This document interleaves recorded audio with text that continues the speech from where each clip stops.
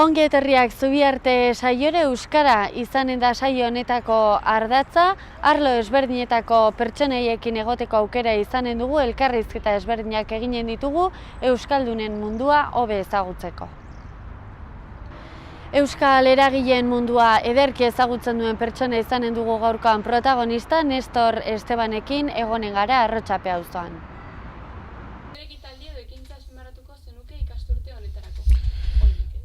Bai, esan ditudan guztiak, gero ere, aipatzekoa da, hori urtero gure jardunean, urtero dagoen beste kontu bat da, asteburuko barnetegia, hau da, gure ikaslekin asteburu pasaiaten gara euskaldun batera, urtero, iaz asteburu berean bitokitara joan ginen, eta 200 pertsonatik gora bildu ginen barnetegi horietan. Bestalde ere, bilean behin, iaz, aurten ere bai, mintzostegunak antolatzen ditugu, eskola egunetan, eta ikaslei zuzendua, eta azken urteetan, kaso 50 pertsona inguru gehiago, gutxiago ere beste batzutan, baina horren bueltan ibiltzen gara, eta, aldezarrean barna ibiltzen gara, poteoa, baina helburua ez da poteatzea, noski, euskara erabiltzea, ikasleen arteko harremanak sendotzea, ikasleen arteko konfidantza egotea, euskara erabiltzeko konfidantza, eta lantzen dugu poteo edo mintza ostegun horren bitartez. Ze presentzia du euskarak zuen ikastetxean? Ikastetxe edo euskaltegi batean, esan gabe doa, 100% egiten dugu, hau da, gure eskolak lehenengo momentutik, hasiera mailatik euskaraz egiten ditugu, eta euskaltegiko atetik barruran saiatzen gara euskara hizkuntza bakarra izaten. Logikoa denez, gure hasierako ikaslei, hasiera mailako ikaslei kosta egiten zaie, baina poliki sartzen dira dinamika hortan, eta orduan ez da datua honela estadistika agertzeko, baina gure euskaltegian 100% euskaraz egiten dugu. Euskararen presentzia indartzen, mantentzen edo gutxitzen ari da zure iritzi? Nire ustez, segurazki datuak ongi begiratuta, eta egiten diren ikerketak, eta bar hortan, beti agertzen zaigu ezagutza gora egin du, azken urtetan, eskola, euskaltegiei esker, eta bar, ezagutzak gora egin badu ere, erabilera ez du bezain beste gora egiten, ezta? Nolabait gelditze oso igoera txikia dago ezagutzarekin konparatuta. Ni akaso datuak baino, sensazioetan oinarrituko naiz, eta Iruñari dagokionez, eta sobera baikor ez dute izan nahi ere, gauza asko dago iteko, erabilari begira eta ikasteari begira, baina esango nuke, ni behintzat sensazio hori dut, azken urtetan gehiagotan entzuten dut euskara Iruñan, eta ez da anekdotikoa, askotxotan entzuten dut euskara Iruñan, eta kaso ni Arrotxapean bizi naiz, eta nire auzoari dagokionez, akaso azken urtetan Arrotxapearen hazkundea ikusita eta zenbat jende berri etorri den bizitzera, ni nolabait esateko, parkera o kalean ibiltzen naizen gehienetan euskaldun bat deskubritzen dut, esan nahi dut. Ni auzoan ezagutzen ez dudan euskaldun bat, eta ez da behin bitan, askotxotan gertatzen da. Errepikatzen dut, akaso sensazioa dira, datuetan, segurazki, ikerketa egingo bagenu, igual datu hauek ez lirateke baieztatuko, baina ni impresio hori dut, erabilera gora, edo sikiera, presentzia dugula, entzuten da, euskara, Iruñan, eta azken urtetan esango nuke, gero eta gehiago zorionez. Esan bezala ere, bide luzea du egiteko, erabilerari dagokionez, baina, baikorrak izateko aitzakiare, uste dut nik badugula. Euskaltegi eta gizartearen arteko elkarlana badago. Barkatu? Euskaltegi eta gizartearen arteko elkarlana badago. Bueno, bai, jendartea hor dago, bai, eta edot, harreman zuzena, gu talde askotxorekin biltzen gara, eta bar, eta bueno, gure kasu zehatzean AEK korrik antolatzailea izanik, hau da, jendartera eramaten dugu euskara modu zuzenean korrikarekin. Ez dugu deskribituko korrika orain, jakin dakigunez, korrikaren presentzia Euskal Herri honetan oso nabarmena da, 2 urtean behin. Hori da, gehien bat, AEK edo euskaltegiek jendartearekin duten lotura.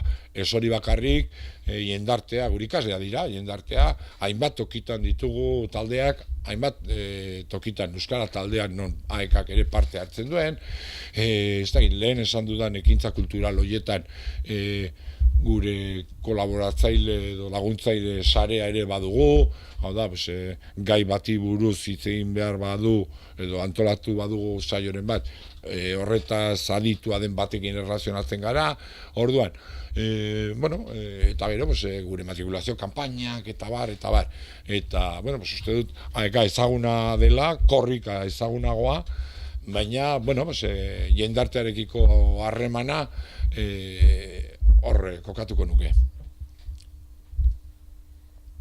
Azkena, zein dira une honetan dituzuen erronka nagusiak, epe laburrean, epe ertainera? Erronka nagusia, Euskal Herria euskaldun du. Badakit, sobera, potoloa dela leloa, baina hori da AEKaren bokazioa. Euskal Herria euskaldun du, bidean gabiltza, eta, azken urtetan, eta, azken boladan prentxan ere, nahiko atera da, euskaltegiok zenbait jende, zenbat euskaldun berri, sortu dira euskaltegietatik azken urtetan, okerespana, 1.000 euskaldun berri konsideratzen da euskaltegietatik atera dela, eta gure erronka, esan bezala, Euskal Herria euskaldun, hori da gure erronka nagusia. Urteroko erronkei begira edo egunerokoari begira, akaso lehengo erantzunetan esan dudana, ez? Gure alik eta jende gehien hurbiltzea euskara ikastera, alik eta gehien erabili, eta horretarako aukerak ematea.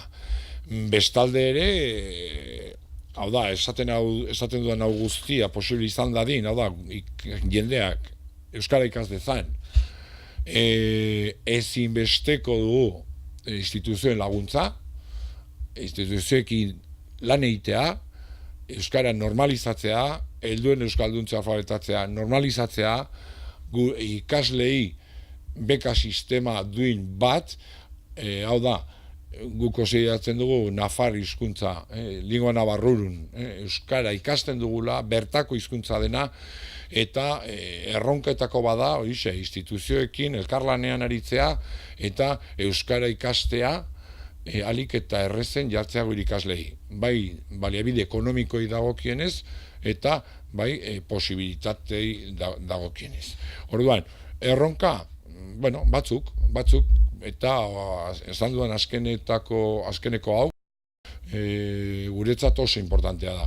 Diru laguntza beharrezkoa dira, euskara doan ikasi beharko genukela uste dugu, jakin badakigu, hau ez dela egun batetik bestera egiten, baina uste dugu bide hortan sartu beharko genukela, eta instituzioek ere sartu beharko luketela, eta alik eta eperik motzenean, euskara ikastea doan beharko luke izan. Edo doakotasunaren bidean zera mugarri batzuk gainditu egin behar ditugula. Eta esango nuke, hori dela gaur egun, Nafarroan eta Euskal Herri osoan, gure erronketako bat. Berrezautu zaitzatela. Besteek zure ingurukoek edo lankideek edo. Bai? Zer gehiago? Oso.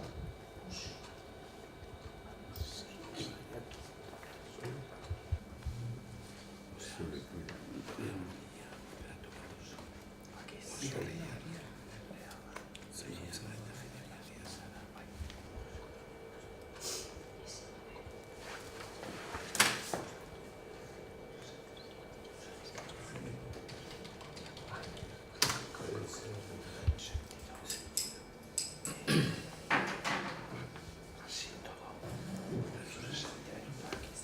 Pertsona seiatua. Zer behar duzu, Jose? Aintzatetxea badaki panak. Adibidez lanean, seguru zaude zure lankideren aurrean. Ez? Esan maitia. Eta zure lankideek edo zure ikaskideek berrezagutzen zaituztela. Ezagutzen dute zer egiten duzun eta esaten dizutela ongi egin duzula. Bai, reconocido. Berari bai? Hori dute balio. Galdetu berari? Zeurekoia, berekoia zer da? Berekoia. Berekoia? Guretzat, dena guretzat. Dena guretzako.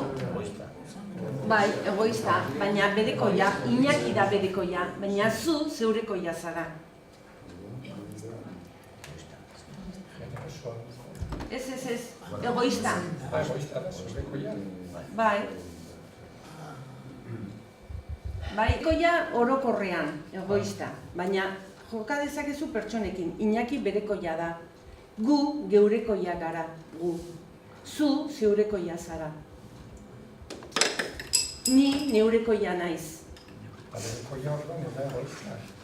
Bai, dena da egoista. Bai, baina gu, zu, Iñaki.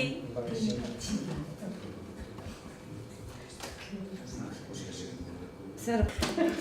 Hori, ez badago beste hitz bat, antzinako, Sinonima? sinonima? Bai, Zein? errekonozitua. Pues bai, errekonozitua. Baina, begira, esan. Ez irakurri, esan. Aintzatetxia. Aintzatetxia. Aintzatetxia. Aintzatetxia. Aintzatetxia. Horai, baina gero. Aintzatetxia. Bai? Hor jartzen du. Bai? Harreman edo lan perfektuekin. Zein da zuria? Duzu harreman Harreman edo talan perfektuekin. Bai, ametxe egiten duzu harreman perfektuekin edo lan perfektuekin. Hau da, zuk pertsona batekin... da ongi egiteko gauza eta... Hori da. Bai, dena ongi egitea.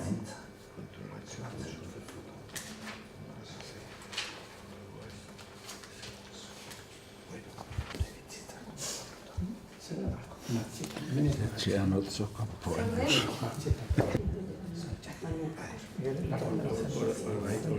Orain bai.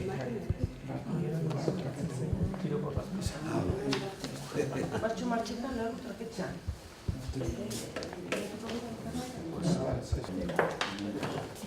Beno, prest kontatzeko? Haizue, handinaiak zaretela eta ados bazaudete, bai, testak esaten duenaren arabera, ni handinaia naiz eta ados nago horrekin, bat nago adierazpen horrekin, orduan, esan behar duzu zergatik zaudeten ados, eta ejemplu bat jarri. Bakoitzak 4-5 minutu ditu kontatzeko, ez du balio esatean, hemen jartzen du handinaia naizela, puntu, ez. Enrollatu behar duzu, bai? 5 minutu bakoitza? Bai, bakoitzak 5 minutu.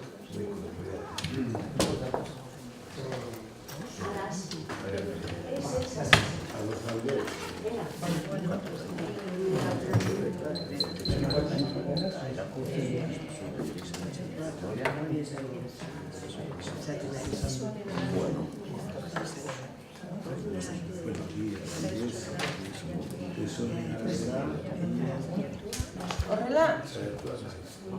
Horrela zegoen idatzita? Martxoan? Martxoan? Ez dut.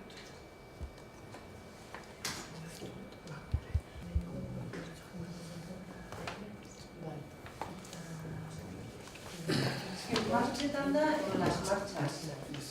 Ez que zen... Bera, nahi zuen taldeak martxoan ateratzen baldin bada mentira. Eta eguraldia txarra egiten zuenean, argiak hil zuten, bai. Hil zuten mendian, bai. Hil ziren? Argiak? Bai, hil ziren mendian. Eta orduan, larduak saldu behar dute esto... Saldu behar dituzte, prezio txarrean? Bai.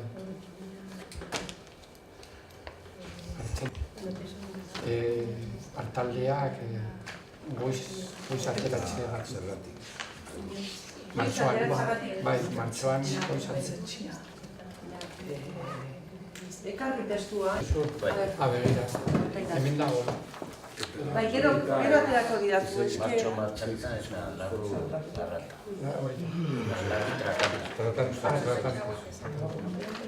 Martxoan eta larru Ez dakit irakurri behar. Bai, Izeta. Mariano Izeta.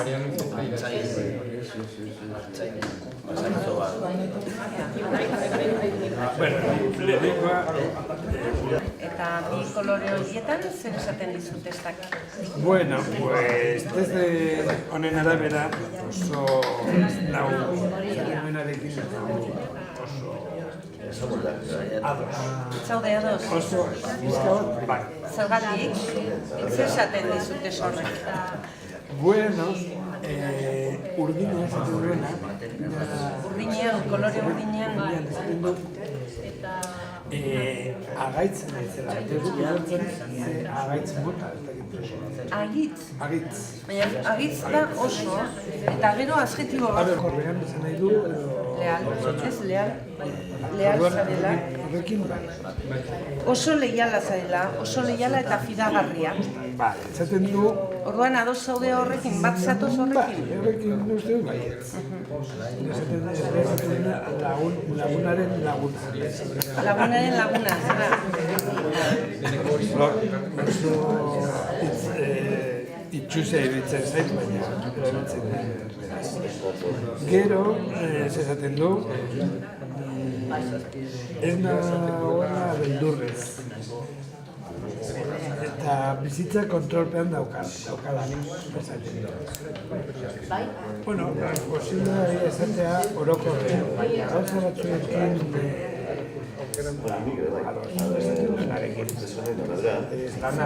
lanagatik eta beldurgarria naizela ateratzeko. Zu beldurgarria zara?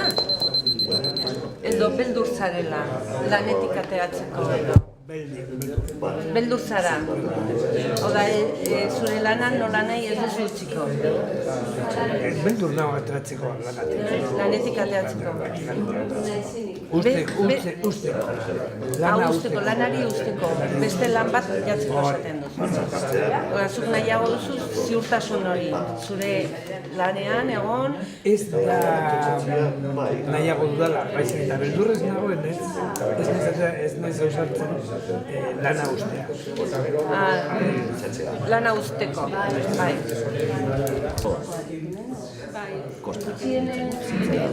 Orain, adinarekin ja, gauzak beste moduan ikusten. Malgua bihurtu zara. Pixka bat malgua. Bai. Eta, bueno, zurekoia, neurekoia, bueno, ez dator bat horrekin. Bereziki ez naiz neurekoia asko. Bigarrena, ja jarriko dunik, umorea erabaki dut, umorea, eta ez honen arabera ni naiz pixka bat heldugabea. Heldugabea da inmadura, ezta? Inmadura izan da. Eta umore txarrakoa ere izan zintezke.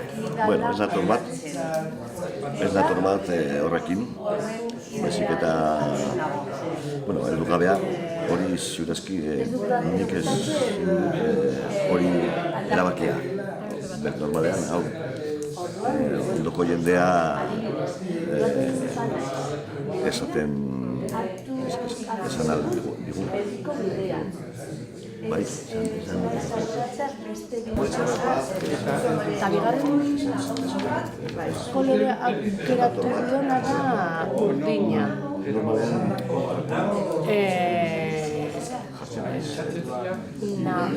Uste dut, test honen adabide, ni naiz leiala eta fidegarria, baina bai, uste dut bai, horrela naiz, bestela. Eta test honen arabera, ni naiz sentikorra eta sentimentua izan naiteke. Baina lehen orain, baina sentikorroagoa nintzen. Orain, pizkara praktikoagoa naiz. Horrela. Hori da aldaketa bat. Independente. Nik ez nago ados. Nik esatzen oso independente naizela.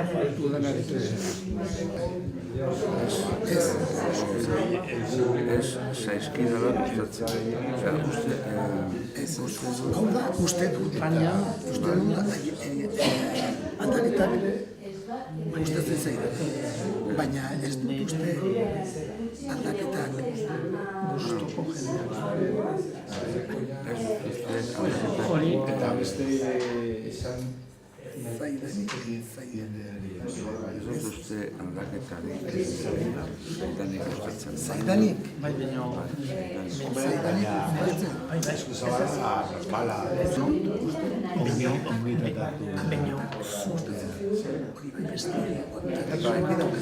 ez daudela ados, adibidez,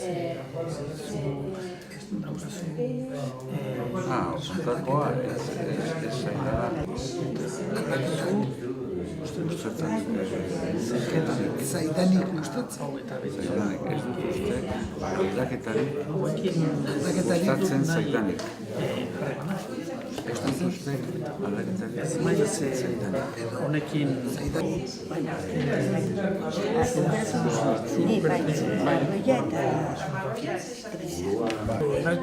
Maite dut nire burua. Maite duzu. Eta zenbait arazoa daukat ditudan buruan hori garbi daukat. Memoria de pez daukat eta hori kriston arazoa da. Baina ez dakit ze arazo mota buruz egiten ari da. Hemen jartzen du, ez duzu begiegi zaintzen zeure burua eta zenbait arazo izan zenezake. Adibidez, osasunari buruz. Zenbait arazo izan zenezake. Ez oso sanoa, no? Oso sanoa zara. Bai, oso batzuk, baina... Andina ja ere bai. Lagunartekoa zara. Grisa, zazpigarrena.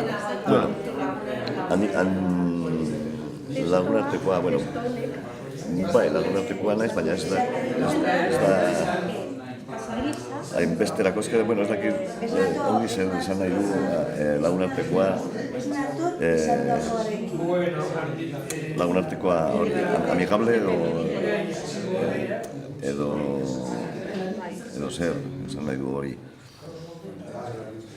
Bai. Baina grisa kolorea,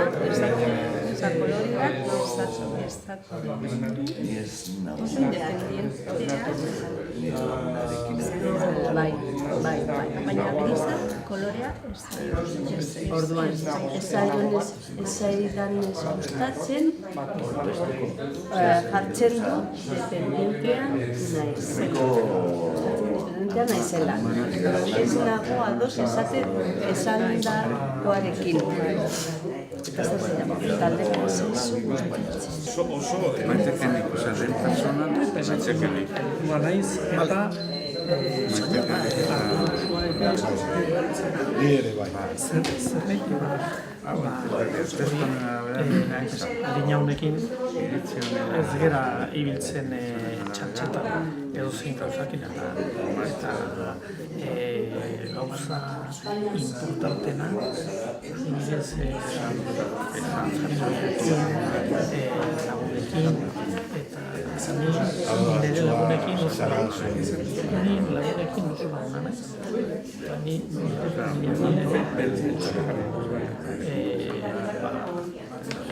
sentitzen dute arrezna eta hori. Eta, bueno, entzun egiten dit, ala dio honek, Baina, arrazoi dauka? Kanpotik ikusita,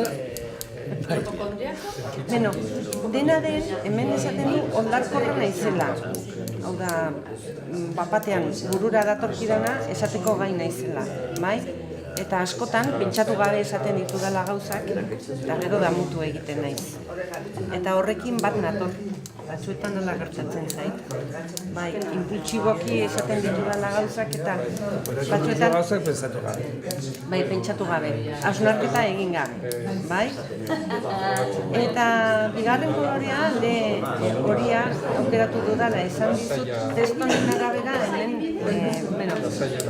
langile peto-petoa naizela eta handinaia dudala esaten dit, bai? Eta bat nator horrekin. Nago oso langilea naizela. Beti ari naiz pentsatzen zer egin behar dudan eta lanean ari naiz. Eta handinaia ere bai.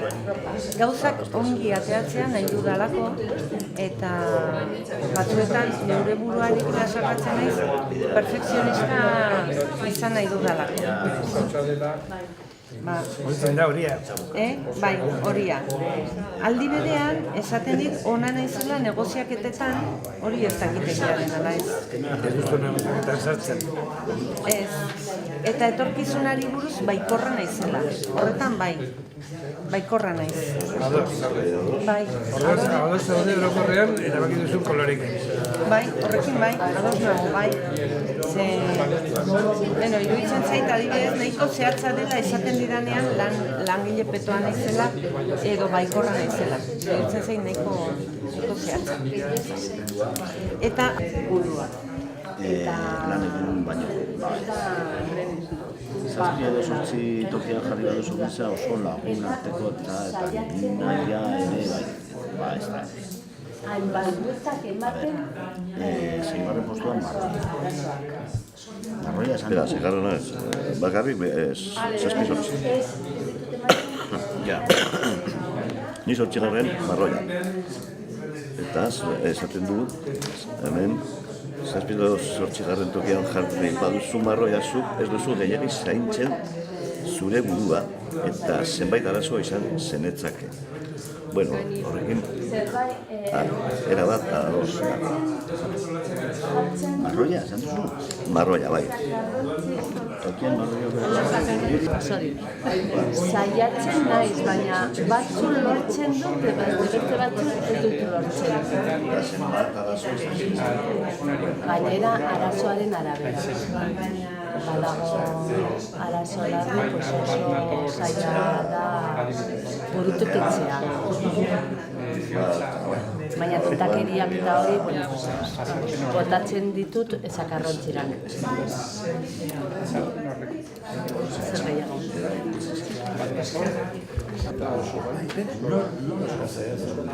Bai, azkenean hori da, lehen hasia lehenko hasia semillas anteriores lehenko hasia eta orain uste dut ari gezela nola laburpena izatea Hori bai, asmatu egin digu, eguneko 80. 95. Eta zuentzat? Bueno, kontzientu dute diren geratzen denarekin? Bai, eta esaten du, esaten diate emaitza honen, gu handinaiak garela. Eta ez nator bat, esaten diren dutenarekin. Ez, zergatik? Esaten dutenarik. Ez nator bat, esaten dutenarik. Dutenarekin. Esaten dutenarekin. Ez zara handinaia? Ba, pentsatzen dugu ez garela handinaiak. Nik uste dut daukagula. Ambiziosoa baldin bat zara, dibidez, lan bat egin nahi duzu, eta lan hori ongi ateatzen nahi baldin baduzu. Horretan handinaia zara? Bai. Hala iruditzen nik pentsatzen dut handinaia dela, posizio gero eta gehiago. Hori zer handinaia. Handinaia zentzu positiboa edo negatibo edo biak, segun nola bitzen duzu. Biak izan daitezke. Erderaz bezala. Zu pentsatzen duzu handinaia zentzu positiboa.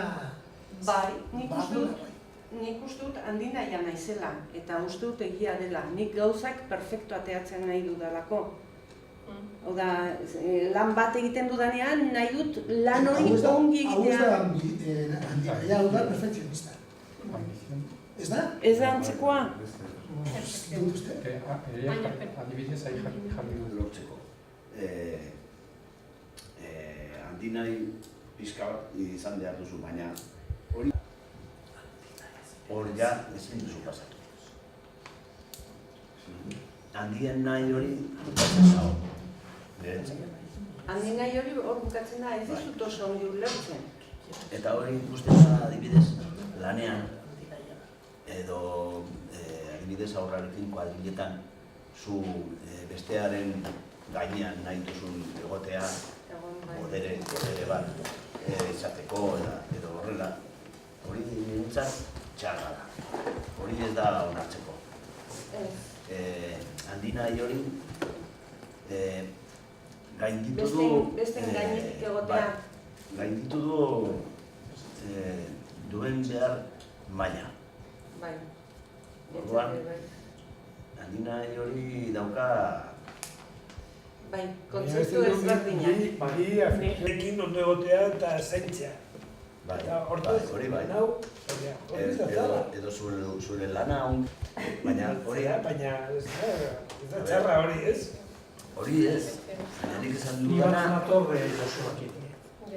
Nik esan dudana hori muga bat dauka, nola bai. Orduan, ezin duzu pasatu muga bai. Baina nahi duzu pasatu. Hori ez, handinaia... Begira, handinaikeria izagolik... Orduan, handinaia izatetik, handinaikeria izatera pasako ginateke. Ja, bai. Bai, orduan gero, muga bat dago hor. Bai? Bai.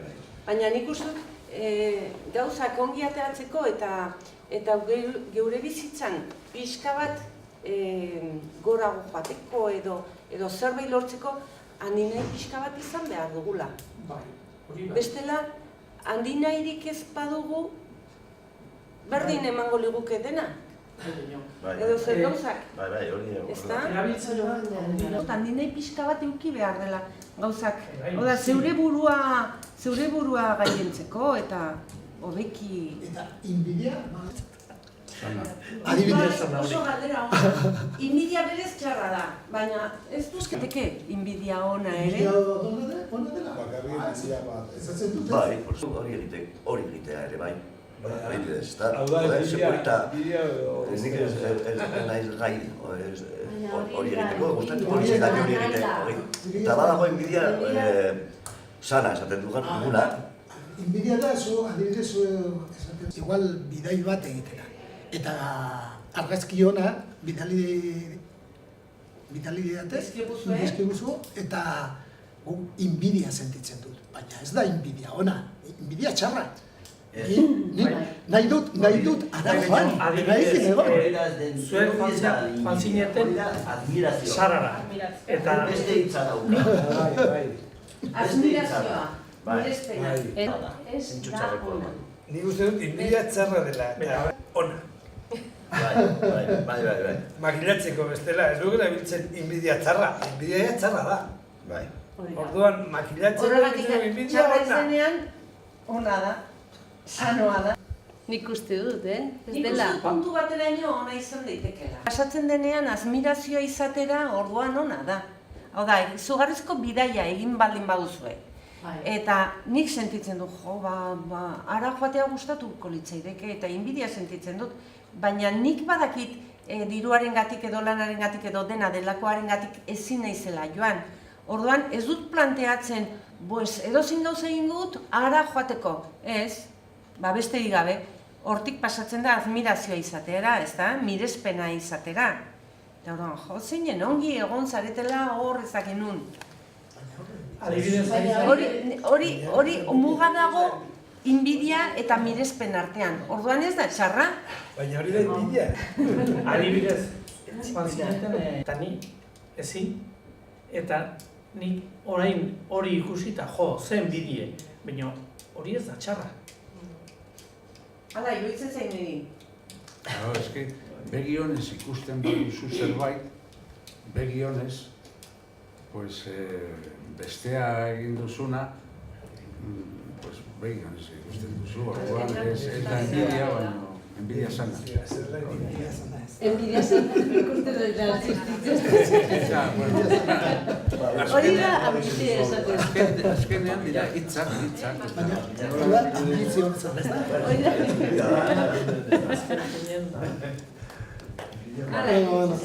Los pecados cardinales o capital.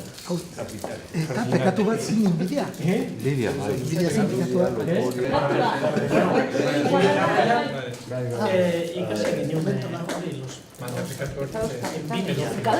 Nadin, ez nagaioa erosi diate.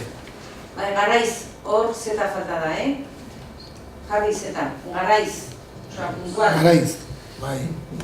El nadin, ez nagaioa erosi didate gurasoek. Bai, hurrengoa? Amabi.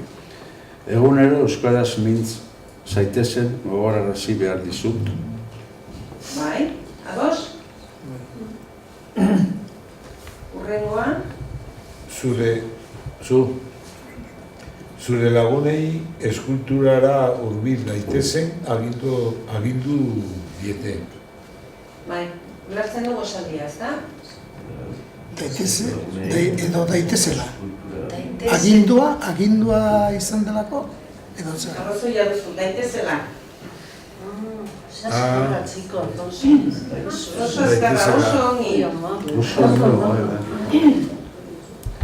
Umea bakarrik ez dadin gurasoek kanguro bat kontratatu dute. Bai? Hurrengoa? Ez duzu bukatu esaldia? Haitzen eskatzen dizuet. Bai, bukatu, esan errepikatu esaldia osoa. Bai. Irakurri esaldi osoa. Berriro? Bai, bai. Zuen arazoen soluzioa abokatuen eskuetan egon dadin eskatzen dizuet. Bai. Bana? Ez dugu nahi horrelako autoestripoa gerta daitezen. Bai. Mazazpin? Zuek, bosgarren pisura, oinez ez zaitezten igo. igogailua jarri dizuegu. Bai, ados? Eta azkena? Minutu batez, hane isildarin irakasleak kendu egin dio. Ados? Oso ongi.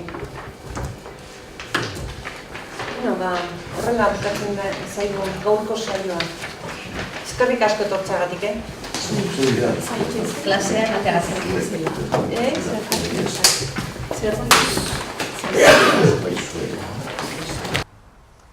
Eta gaurkoan Iruñeko auzo batera etorri gara, oso leku politera gainera, eta eguzkia atera zaigula aprobetxatuz, hementxe gaude oso leku erosoan eta lasaian. Arratsaldeon Nestor Esteban. Kaixo, arratsaldeon. Bueno, ez zaitugu hola aurkezpen zehatz batekin egin, baina egia esan saio hau euskara eta lanbidearen inguruko tartetxo bat izanik, badakigu zu euskara munduan eta batez ere eragile zehatz batean Euskal Herrian euskaratzen aritu zarela. Pixka bat denetarik komentatuko dugu gaurkoan konta eguzu nun gauden. Esan dugu Iruñeko auzo batean gaudela. Bai, Errotxapea auzoan gaude eta konkretuki Karbonillan, bai?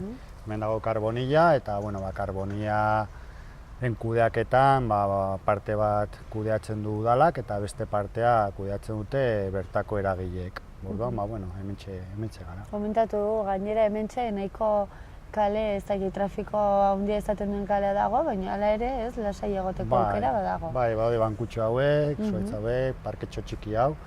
Eta, leku atsegina, txokotxo bat dugu hemen auzoan eta gainera esan daiteke auzoaren erdigunean dagoela kokatua.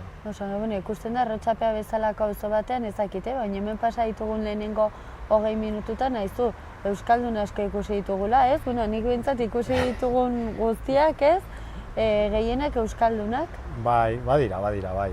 Kontua, gainera elkar ezagutzen baduzu, normala da euskaraz aritzea hemen, ez? Baina uste duguna baino gehiago gara eta gero kontuan hartu behar dugu Iruñako auzorik populatuena dela Errotxapea, ez dakit 25.000-26.000 biztanle inguru dauzka auzoak eta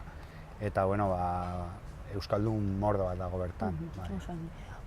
Saio honekin normalean beti bakoitzaren esperientzia pertsonala kontatuz hasten dugu hau guztia. Konta eguzu pixka bat noiz hasi zinen euskararekin harremanetan jartzen lehenengo aldiz, zure ama hizkuntza den ala ez, nun ikasi zenuen, nork irakatsi zizun?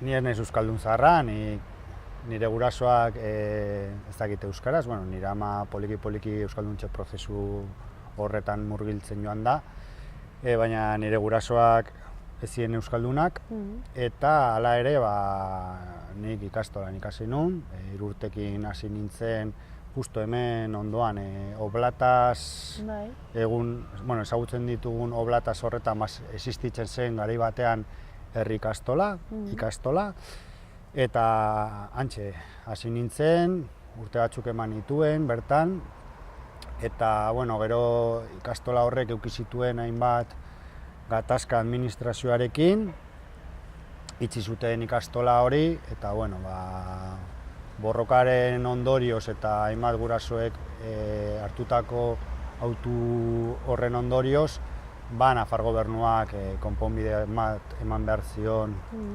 egoera horri eta bidali gintuen Sanduzela ikastetxera. Orduan, Sanduzela ikastetxean jarraitu dituen nire ikasketak. Sanduzela ikastetxea bere garai hartan ikastetxe berria zen eta ikastetxe elebiduna, baina egun euskarazko ikastetxea da. Eta han bukatu nituen nire ikasketak institutoan hasi aurretik. Eta gero jarraitu nituen nire ikasketak euskaraz eta jauzi eman nuen unibertsitatera. Eta orduan hor eten egin zela prozesu hori edo behintzat euskaraz ikastearen prozesua. Unibertsitatean garai hartan euskaraz, eta uste dut orain ere magisteritza bakarrik ikasten atzen nuela euskaraz.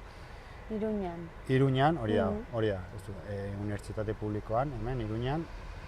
Hasi nintzen soziologiako ikasketekin Eta hor, ez dakit, karrera osoan 3-4 ziren euskaraz ikasten, euskarazko asignatura. Irakasgaiak. Orduan, horixe, euskaraz ikasi dut eskolan, eta hori zen da nire prozesua. Nolako izan zen zuretzako saltu hori? Ez, bizi osoa ohitua zeunden euskaraz ikastera, ez, eta askorentzako aldaketa handia, ez, unibertsitatera joan, beste, ez dakit, beste mundu bat, beste giro bat, hitz teknikoak, ez? Bai, ez, hori da, ez. Egin dituzu zure ikasketak euskaraz, eta batean, errealitatea bestelakoa da. Eta orduan, egia da Euskaldun pila ginela gainera Nafarroako Unibertsitate Publikoan, egun ere badira, noski. Eta, nik esango nuke unibertsitate garaian izan zela hizkuntzarekiko kontzientzia handiena hartu nuen momentua edo unea. Egoera hori ikusita, eta gero gainera ere ikusita beste ikaskide batzuen partetik ere zegoela euskaraz ikasteko gogo hori, nahi hori, behar hori, eta batetik egia da traba bat izan zela, oztopo bat, baina bestetik ere horrek ekarri zuen, nire kontzientzia pertsonalean pizgarri bat izan zela, niregan eta uste dut ere garai hartako gazte askorengan. Batzutan aipatzen da, ez? Euskararekiko kontzientzia hori zeren gaur egun ere gertatzen da, belaunaldi askotan eta egia esan gazteen artean orokorrean euskaldun asko gaudela, ez? Baina gero erabilerari dagokionez hori asko aldatzen dela, ez? Ez dugula ez da gure artean ere euskaraz hitz egiten eta agian kontzientziazio prozesu hori ere ematen dela heldutzearekin batera edo, ez dakit azaldu zehatzen. Bai, nik uste dut hala dela eta nire kasuan horrela izan dela, ez? Unibertsitatean pausu hori ematerakoan, oztopoek topatu genituen traba horiek eta momentu horretan hartzen duzu kontzientzia hori eta gainera gaztea zara eta mugimendua badago eta, hor gogoan dut hasi zirela sortzen karreraka Euskaldunon asanbladak, karrera bakoitzan asanblada propio bana sortzen joan zen. Euskal Herriko gainontzeko unibertsitateetan halako antzeko prozesu bat ere eman zen garai hartan, Euskal Adarra izen hartu zuena, eta azkenean denok elkarrekin norabide berean jarri ginen martxan. Eta gogoan dut urte oso mugituak izan zirela. Eta horixe, batetik aldarrikatzen genuen euskaraz ikasi nahi genuela eta egin batean aldarrikatzen zenuen horrekin koherentea izate aldera, euskaren erabilpena handia zen garai hartan unibertsitatean euskaldunon artean. Horrein ez dakizen den errealitatea, baina orduan gogoan dut halako moduko bat eman zela. Hala ere, nik ez dut horri ikasi, egia esan eta ez dute asko ezagutzen horko errealitatea, baina esan beharra dago, aipatu dugun iraganeko errealitate horretatik bakarrik magisteritza bezalako karrera bat egin zen ezakela euskaraz, gaur egun ere nik uste dut hortik asko zeharatago ez dela eraldatu ez, errealitate hori. Ez, eta aurrekoan gainera unibertsitateko ikasle batzuek bideo bat atera zuten, argitaratu zuten, unibertsitateko egoeraren berri ematen, eta nik gogoan dut ikasi nuela aspaldi, eta ikasgaiak oso gutxi ziren euskaraz, orain gehiago dira noski, baina une honetan esaten zutena bide horretan zen, ingelerazko kredituak gehiago direla euskarazkoak baino. Orduan jarritzen du unibertsitatea erdaldun izaten, ezin da euskaraz ikasi, eta antzeko egoera batean. Orduan, gauzak aldatu dira noski, ikasgai gehiago egongo dira, baina hala ere jarritzen dugu Nafarroako Unibertsitate Publikoan euskaraz ezin ikasi.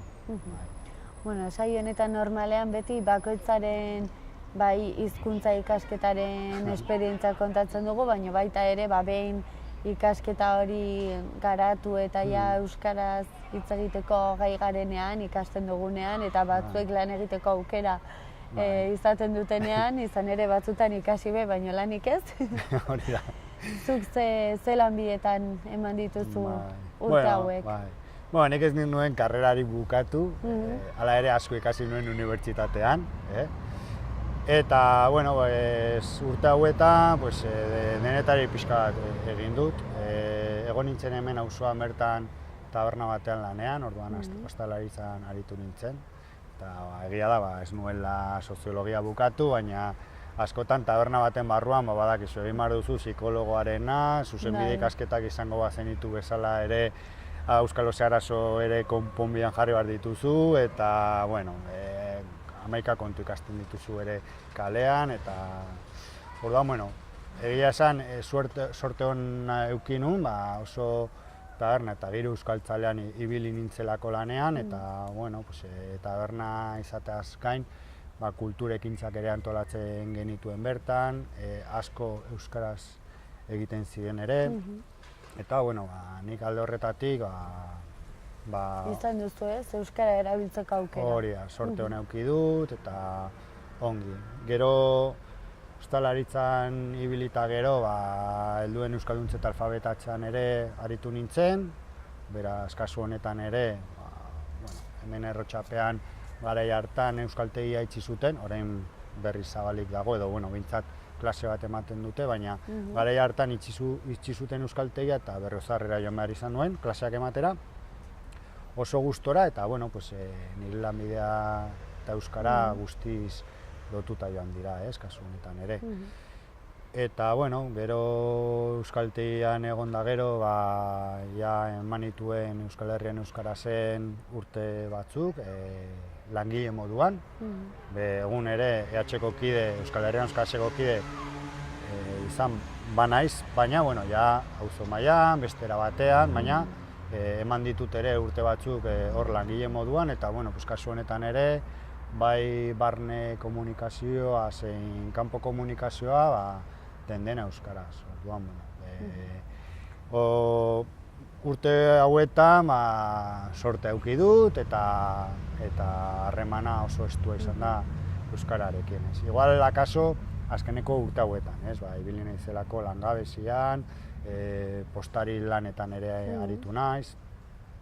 Eta, postari lanetan, postarion artean badira erdaldunak, euskaldunak, euskaldunen artean euskaraz, eta gainontzekoekin erdaraz egin behar.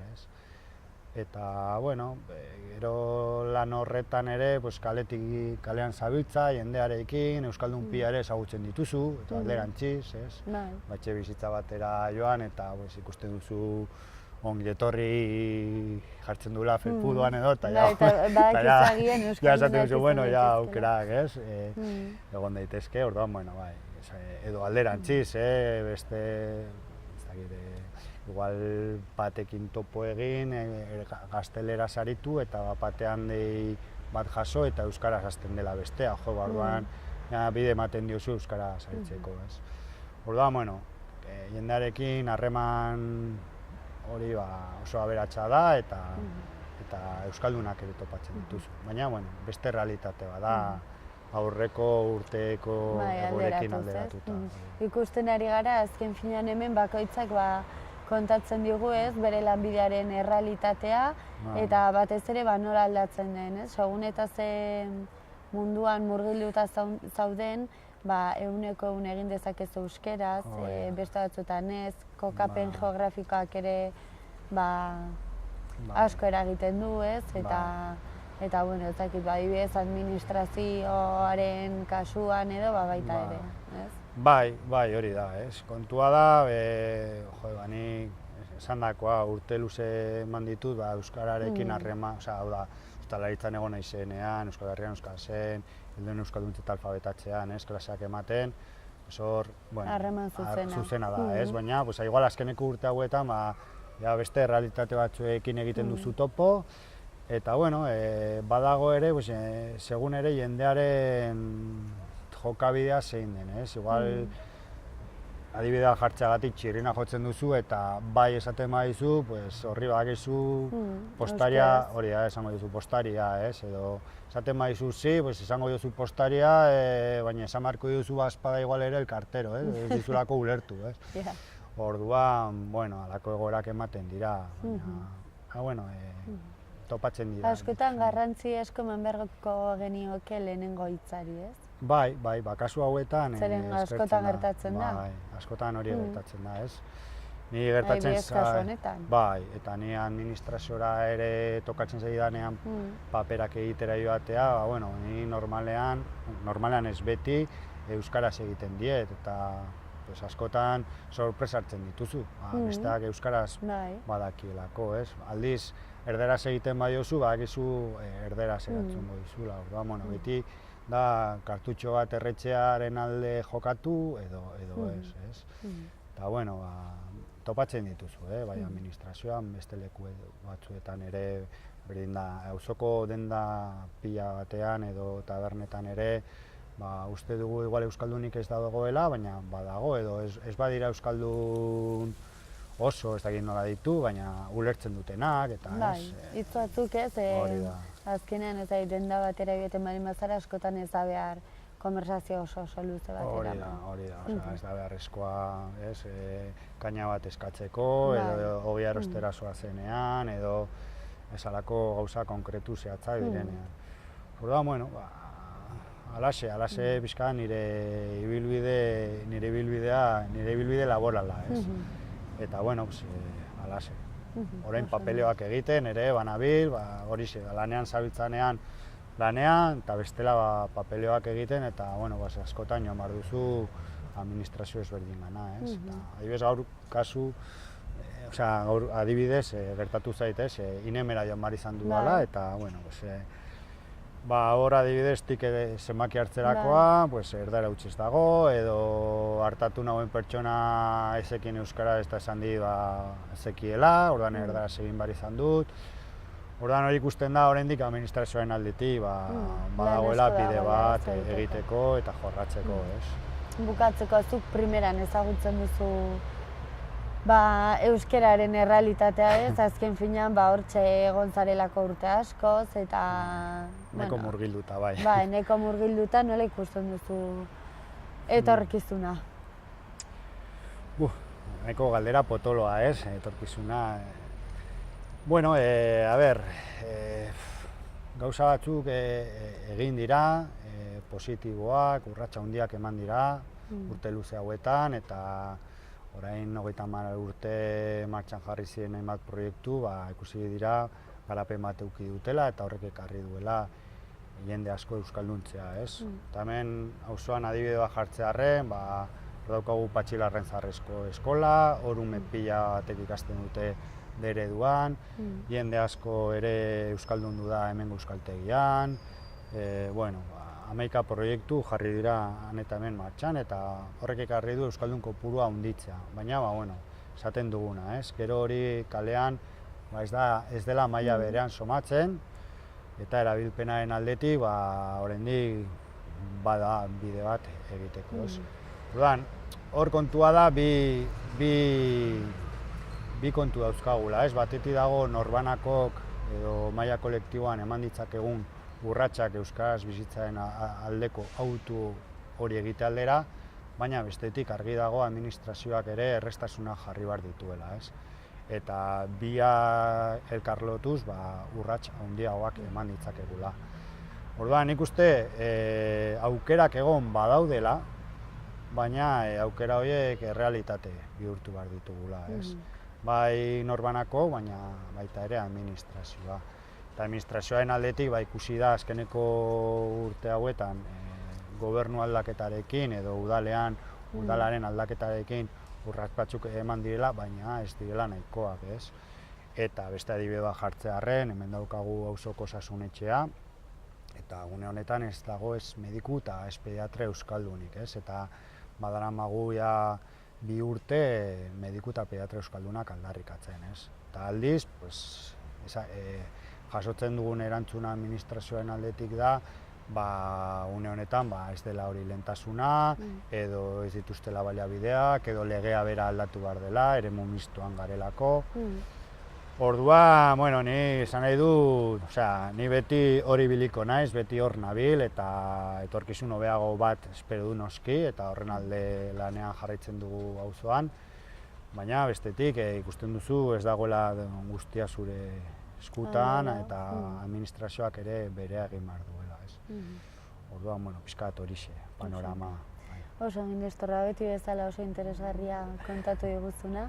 Alde batetik gabiltza badakizu arratsaletan, beraz, gustora egonen ginateke denbora gehiago zurekin, hizketan oso interesgarria delako kontatzen diguzuna, baina ez dugu denbora gehiagotik. Mila esker, ongi izan, eta utzi, ea lortzen duzuen mediku euskaldun bat, arratsapean ere, ez da? Mediku pediatra, eta auzoa poliki ere euskalduntzen joatea orokorrean. Mila esker zuei. Eskerrik asko Zubiarte saioan gurekin izateagatik, mila esker, ongi izan eta beste bat arte.